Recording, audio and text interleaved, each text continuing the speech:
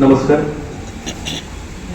सर्वप्रथम सृजनच्या या मंचावरती आम्हा दोघांनाही आमंत्रित केल्याबद्दल सन्माननीय श्री आशिष दादा आणि संपूर्ण सृजनच्या टीमचे मी मनपूर्वक आभार मानतो. वास्तविक समाजामध्ये काम करीत असताना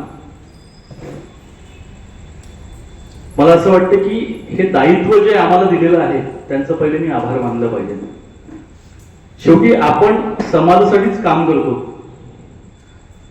प्रत्येकाचं क्षेत्र हे वेगवेगळं आहे. माझ्या नजरेतनं समाजकारण करताना प्रत्येकाचं एक वेगवेगळं क्षेत्र असं आहे की कोणी बालकांच्या क्षेत्रात काम करतं, कोणी पर्यावरणच्या क्षेत्रात काम करतं, कोणी स्वावलंबनाच्या क्षेत्रात काम करतं, कोणी शिक्षणाच्या क्षेत्रात काम करतं. जिथे ज्याला जशी गरज वाटते त्या क्षेत्रात तो समाजकारण करीत असतो. पण एक मी माझ्या ध्येयामध्ये 3 आयाम हे निश्चित केले. पहिला आयाम शिक्षण, दुसरा आयाम स्वावलंबन आणि तिसरं आयाम जे आहे ते आरोग्य. हे 3 प्रमुख आयाम मी निवडले आणि हे करीत असताना मला समाजातल्या अनेक लोकांची मार्गदर्शन मिळालं आणि मला साथ मिळाली म्हणून मी करू शकत आहे. मी माझा परिचय देताना मी सुरुवातीला बाल स्वयंसेवक संघाचा स्वयंसेवक होतो आणि त्याच्यानंतर मग विद्यालय दशेमध्ये गेल्यानंतर महाविद्यालयामध्ये अखिल भारतीय विद्यार्थी परिषदचं काम केलं. मग विद्यार्थ्यांचे प्रश्न जे आहे ते विद्यापीठापर्यंत मांडण्यापर्यंत सगळे आंदोलन मी केले. मग तो काय लोटला, जसं LLB ला ऍडमिशन घेतली तर क्षेत्र बदललं. तर मग ते LLB शिकत असताना मला तरुण भारतकडनं संधी आली आणि मी तरुण भारतचा वार्ताहर म्हणून मी काही दिवस काम केलं, जवळपास 1-2 वर्ष. ते करीत असताना संघाने म्हटलं की नाही, तुम्ही आता संघाचं काम करा. त्यामुळे मग नगर सेवा प्रमुख म्हणून दायित्व आलं. जेव्हा माझ्याकडे नगर सेवा प्रमुख म्हणून दायित्व आलं तर समाजामध्ये असे अनेक समाजकार्य आहे जिथपर्यंत आपण पोचलो पाहिजे, त्यांना न्याय दिला पाहिजे असं मला वाटलं. तर विविध सेवा कार्य आम्ही केले. मग आरोग्य तपासणी शिबिर असेल, स्वावलंबनाचे विषय असतील, असे अनेक कार्यक्रम आम्ही घेतले. मग नंतर नगर सेवा प्रमुख नंतर नगर संपर्क प्रमुख म्हणून दायित्व आलं. संपर्क प्रमुख म्हणजे वेगवेगळ्या क्षेत्रातल्या लोकांना भेटीगाठी करणे. समाजामध्ये अनेक गोष्टी आहेत ज्याच्यामध्ये आपल्याला कार्य करणं आवश्यक आहे, हे सगळे विषय त्यांच्यासमोर ठेवणे हे केलं. त्यानंतर मग संघाने म्हटलं की नाही, आता तुम्ही सेवा समितीसाठी काम करा. अशी एक संस्था डॉक्टर हेडगेवार जन्मशताब्दी सेवा समिती, जे ती 1989 ला फॉर्म झाली आणि त्याचं कार्य हे पूर्ण पूर्व विदर्भात होतं. मग त्यात चंद्रपूर असेल, गडचिरोली असेल, भंडारा, गोंदिया, वर्धा या 5 जिल्ह्यात त्यांचं काम होतं.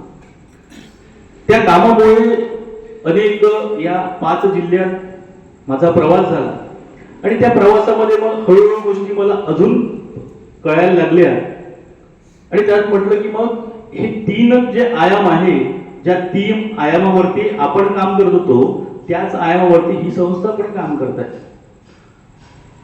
तर त्याच्यातून मला अनेक गोष्टी ज्या आहेत त्या समजता आल्या. त्यानिमित्ताने डॉक्टर सच्चिदानंद मुनगंटीवार याच्यासोबत माझा प्रवास झाला, त्यांचा सहवास झाला. डॉक्टर नंतर श्री वसंतरावजी थोटे यांच्यासोबत माझा प्रवास झाला. मुकुंदराव बसले आहेत, त्यांच्यासोबत प्रवास केलाय.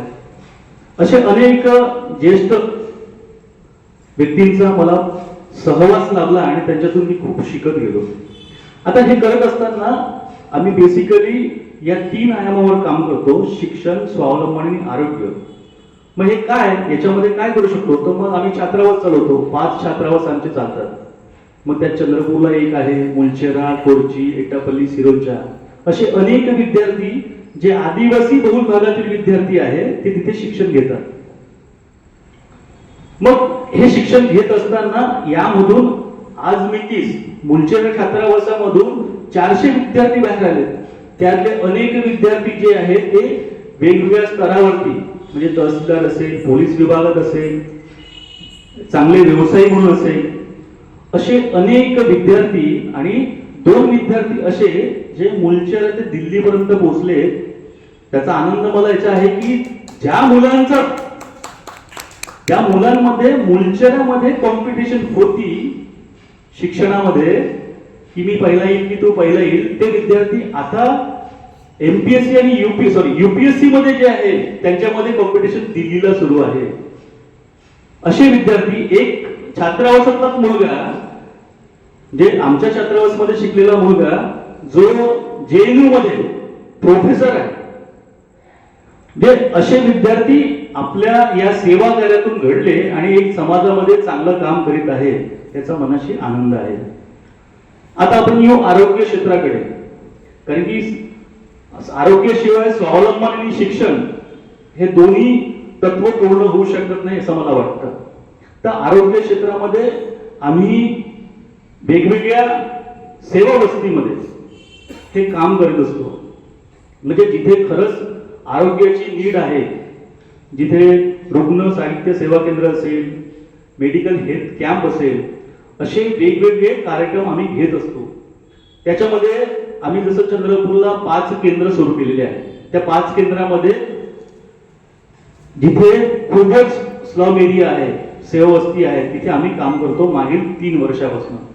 म्हणजे आज मिती जर आम्ही पकडलं म्हणून मी म्हटलं मी काही करत नाहीये, माझ्यासोबत माझा समाज आहे म्हणून मी हे काम करू शकतो. कारण की समाजकार्य हे फक्त एकट्याने होत नाही. समाजातील अनेक दातृत्व आहेत जे मदतीला धावणारे आहेत, त्यांच्या माध्यमातून हे सेवा कार्य घडत असते. आता असे सेवावस्ती कुठे? मग चंद्रपुरातील एक 5 सेवावस्ती आम्ही निवडल्या जिथे खरंच सेवेची गरज आहे.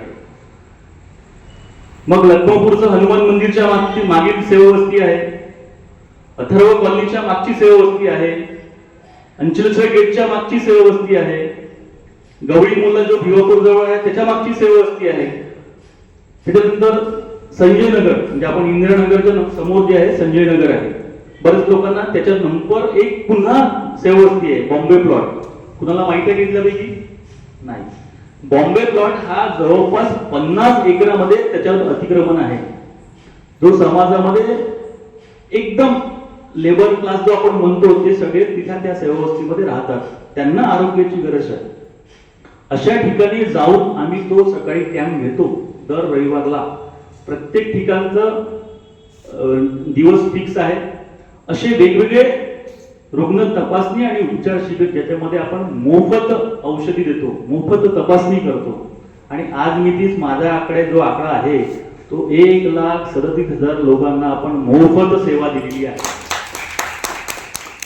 कोणतेही पैसे न घेता आपण ही सेवा देत आहोत.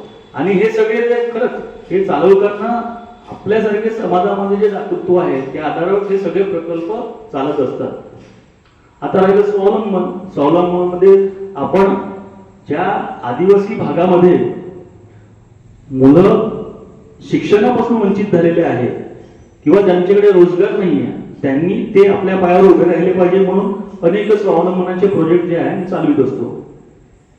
मला सांगायला आवडतं की बा हे स्वावलंबनाच्या प्रोजेक्ट वरती आपले मुलं आपल्या पायावरती उभे झाले, आपला व्यापार ते स्वतः करू शकतात, त्याच्यातून इन्कम जे आहे ते जनरेट होत आहे. त्याच्यानंतर आम्ही आरोग्य रक्षक म्हणजे ज्या गावांमध्ये अजूनही रुग्णसेवा पोहोचलेली नाहीये, उपचार पोहोचलेले नाहीये, अशा ठिकाणी जाऊन आम्ही रुग्णसेवा देत असतो. आता एटापल्ली पासून एक 27 किलोमीटर दूर एक पेठा गाव आहे. त्या पेठा गावामध्ये 23 वर्षापासून संस्थेचा दवाखाना सुरू आहे. आणि त्या माध्यमातून त्या 25 गावामध्ये आमचे आरोग्य रक्षक आणि रक्षिका काम करतात. ते आरोग्य रक्षक आणि रक्षिका म्हणजे काय की जसं आपण प्राथमिक उपचार देणारे कंपाऊंडर म्हणून, आणि ते 23 वर्षापासून आपल्याकडे काम करत आहेत. तर असे जे आरोग्य रक्षक आणि रक्षिका आहेत ते फक्त 500 रुपयाच्या मानधनावर आपल्यासाठी काम करतायत. म्हणजे काय की चंद्रपुरामध्ये किंवा मोठ्या शहरांमध्ये काम करण्याची इच्छा सगळ्यांचीच आहे, पण काहींच्या मनात असतं की माझं नाव झालं पाहिजे, माझा फोटो आला पाहिजे. पण जे आरोग्य रक्षक 23 वर्षापासून सलग काम करतायत त्याच्या मनात समाजाप्रती काहीतरी करण्याचा भाव मनात आहे. त्यांना असं कधी नाही वाटलं की माझा फोटो आला पाहिजे वगैरे वगैरे.